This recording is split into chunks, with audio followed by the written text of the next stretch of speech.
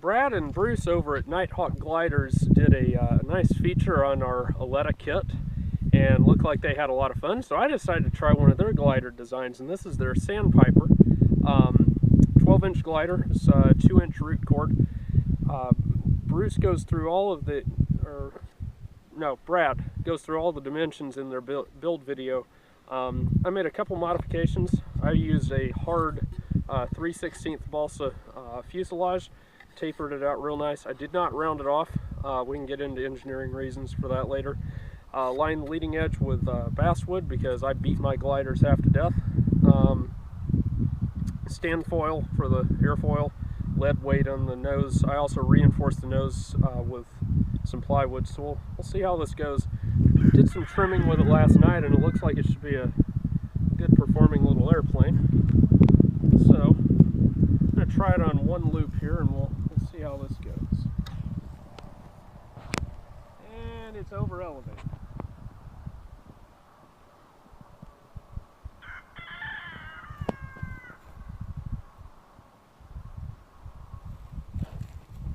Alright, so I'm going to add some nose down trim and we'll see if we can resolve that. It's windy out here, so it's only going to fly so well anyhow. Looks like a good airplane.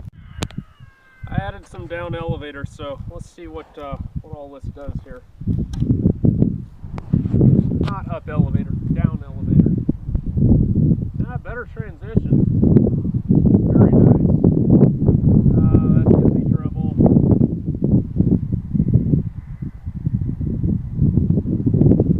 Back in a minute. Alright, I added a little bit of left rudder. Hopefully that'll, at higher speeds, that'll help it pull to the left a little better, and it took out a tiny smidge of the down elevator. So, for lack of time, we're going to go for real here. I don't see where it went. Oh, wow!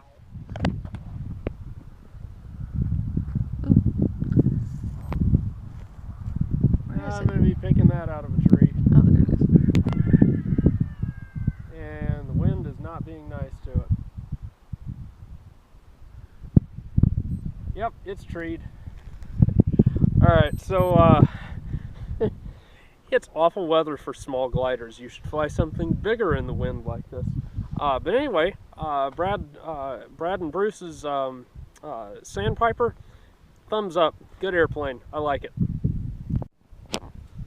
I concluded that that was not a good place to stop with our videoing, so we're a couple days later. I finally got it down from the tree because I waited.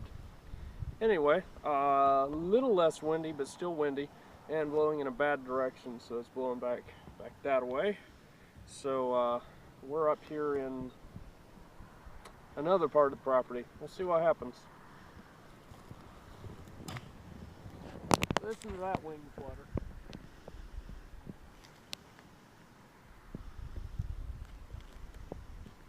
It's up there all right.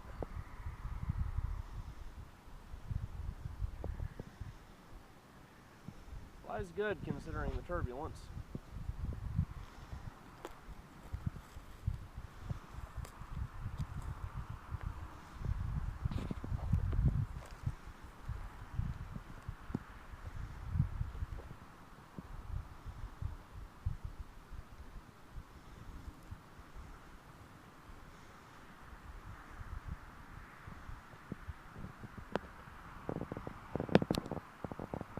Alright, so 41 seconds there. I think we can get a little more out of it. Still a little bit loopy, so see if I can fix that. Alright, so a little bit of down elevator. Let's see what happens now.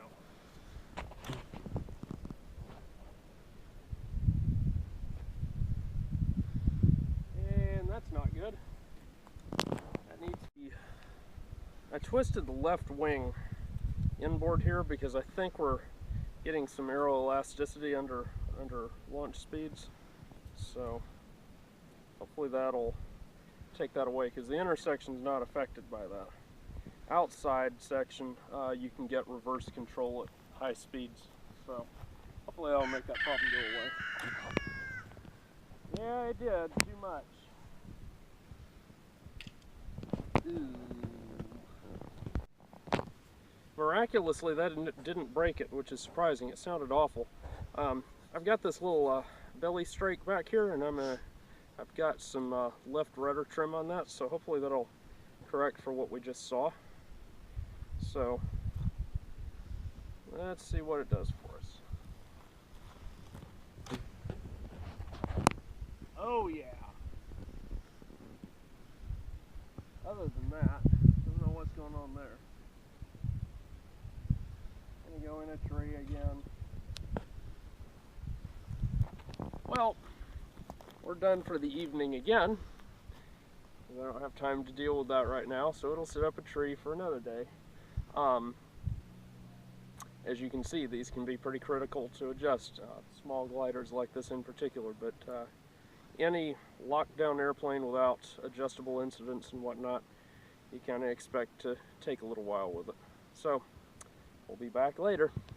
So it's 2 days later from what you saw last, and I'm out here looking for Sandpiper, and do you see it? Do you see it? It's there.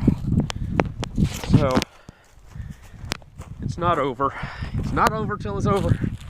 No scratches on it. So, yeah, there we go. Wonder, how's it fly? Still flies good. All right. No, I'm not doing any more trimming with it today. That's just, that's insane. It's windy. We just stuck a rocket up a tree, brand new prototype, and for the flip lock, and it flew good. But yeah, I stuck up a tree. Story of my life. See ya. Okay, so we're out here yet again. This airplane got wet because I was out here trimming it one night, lost it in a tree, couldn't figure out where it was, and it got wet. And that undid all the warp, so I've just finished basically re-trimming it, so we're going to see how it does. It's a good airplane. I should have varnished it like I normally do, and then I wouldn't have all these problems. Because honestly, I'm chasing the flight trim. Alright, here it goes. And straight up. And straight down. Let's try again. Alright, here we go. And straight up and straight down again. Okay. It wants a little bit more left on launch.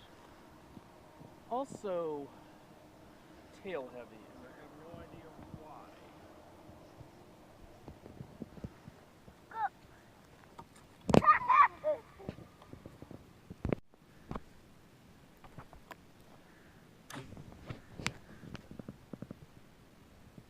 Oh, not again.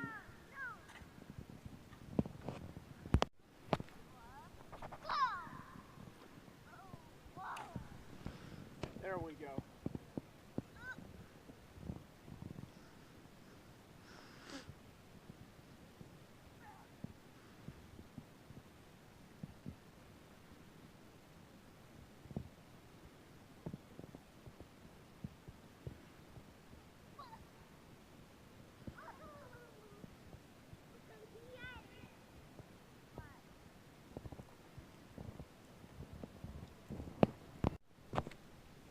There.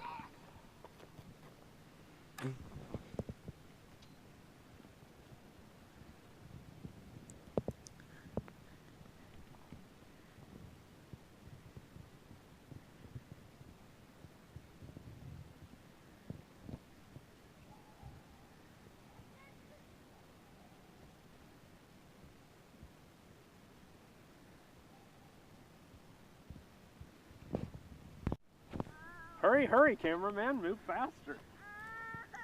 There it is. Oh yeah. Oh yeah.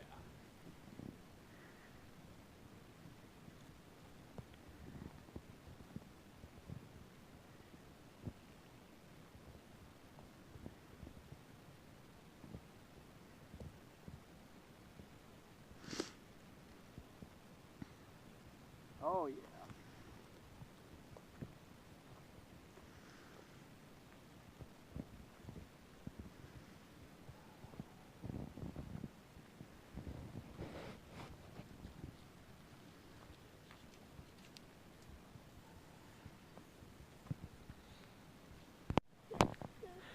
Okay, so that last flight was 39 seconds, 39. And we got rid of the stalling by putting just a little bit of clay on the nose, so now it's actually a tiny bit nose heavy now. I got a little heavy-handed with that. The thing I like about this airplane is even at the very beginning where we were tweaking it out and whatnot, it was flying very nicely in terms of it. If you're a beginner, it's going to give you something that you'll enjoy. And that's kind of hard to get. Things that could improve a little, I think it needs a little bit more dihedral because it probably doesn't show up in the videos, but we're going up, and as it hooks over to the left, it's dipping its nose, and that's a classic sign of not quite enough dihedral. We can't get the warps right to account for that, so there's that kind of that intermediate area where it's just not happy. Other thing is it needs to be sealed and whatnot. If you're going to build one of these, don't use like the lightest balsa like I did, because the wings will flutter and you don't get as much altitude. I don't know if that's coming through in the videos, but it's buzzing quite significantly on launch. If I pulled back any farther, it would probably come apart. But again, you know, various workarounds on that. The hard balsa fuselage, like what I used, that is definitely a winner, and this little ventral fin that is just a scrap from making the tail definitely makes it a little easier to get your rudder trim in there. That is the one thing I don't like is when you're trying to get down trim with the elevator, shimming and whatnot. Any input you put in gives you a turning input, so you've got to correct for that.